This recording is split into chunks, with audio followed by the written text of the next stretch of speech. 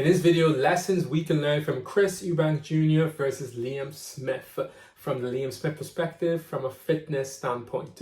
Chris Eubank Jr. absolutely dominated, but here's what Liam Smith had to say in his post-press conference interview. Got injured and had another 4 or 5 weeks where I couldn't do nothing, so starting camp quite heavy. I went heavier again, but I just couldn't get going. I feel the weight killed me. One of Liam Smith's reasoning for why his performance wasn't the best that he would have expected it to be was due to the amount of weight that he had gained and the amount of weight he had to lose going into the fight, and obviously felt flat and obviously affected his overall performance. But here's what some lessons we can learn. Lesson 1, if you know you have an event coming up or a holiday that you want to get in shape, you want to look your absolute best, allow yourself enough time. Because if you don't allow yourself enough time, you are going to have to take quite extreme measures to like make that weight or make that look that you kind of want to look and feel your best.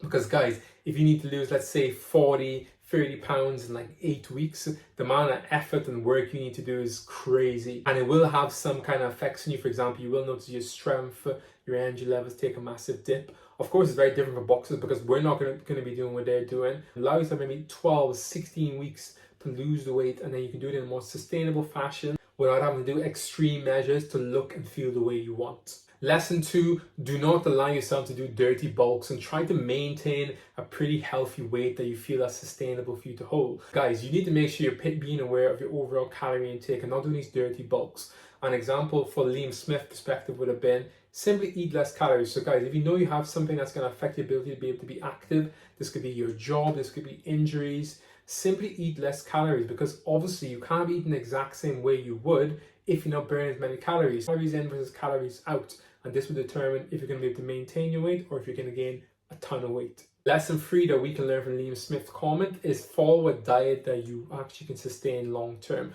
Obviously, it's very different because these guys are elite level athletes, so their diet's going to be very specific to obviously aiding into performance when they're in the ring and so on.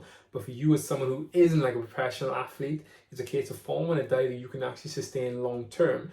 Let's say when you are trying to get in shape or hold, you are going to be taking a little more extreme measurements and you are going to be a little more stricter.